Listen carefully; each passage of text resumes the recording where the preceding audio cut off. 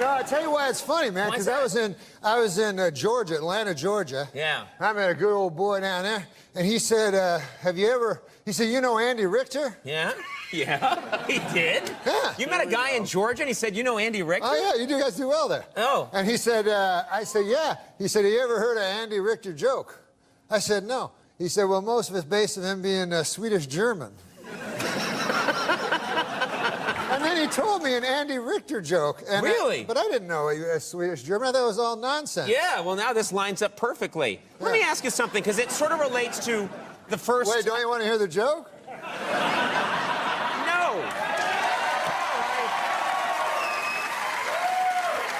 Oh, you're down to 6.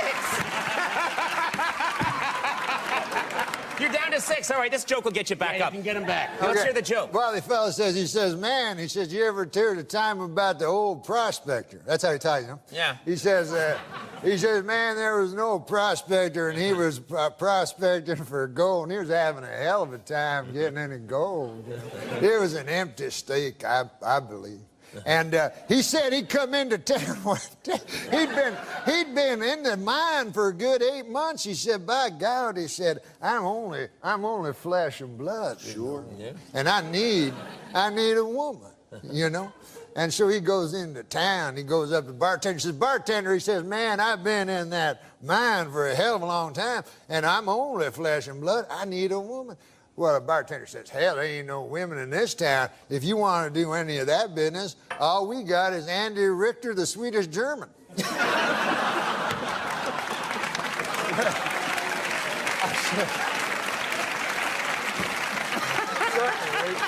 The prospector, he says, no, he says, hell, I ain't into that funny stuff, you know. He says, I'll be fine. So he goes back to his state, you know, and he's back in that mine, man, and 6 months passes, and a year passes, and Conan, you know, people are weak. Man is made of flesh and pride, as the scriptures tell us, and by God, that old prospector finally broke to his knees, and he said, I'm no worse than...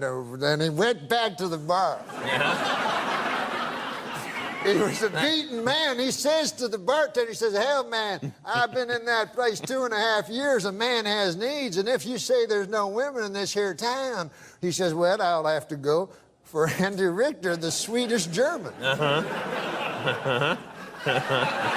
But he says, listen now, he says, man, I'm a tough old hombre, you know, and I got friends now. He says, I don't want anybody to know about this. You know, this is back in the old days. Sure, you know? Yeah. He says, I can tell by the accent, yeah. He says, I got my cowpoke friends and so forth. I'd hate to hell anybody know about this, you know. This got to be all secret. Nobody. I say, nobody can know about this. Bartender says, well, 4 people will know about it. How do you figure that? He says, well, he says, I'll know about it. He says, you'll know about it. Andy Richter, the Swedish-German, will know about it. And the feller that has to hold down Andy will know about it.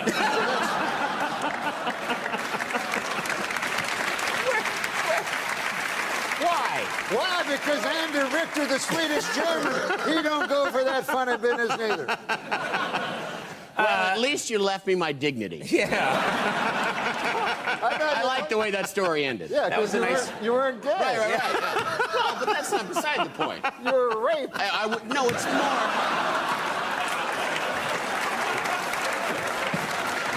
It's more that I wasn't prostituting myself. That's what I was getting. You're such a horrible man. We're on basic cable, but it's still valuable airtime. Well, no, I don't know about that. You know, in Georgia, they say there's a whole subgenre of Andy the Swedish-German joke. That's what the guy told me. Well, you know what? I asked you, how are you? Yeah? And you went into, I believe, a 48-minute joke. Oh, which I'm sorry. was fantastic, but now we have to take a commercial break. Are you kidding me? What do you... Yes!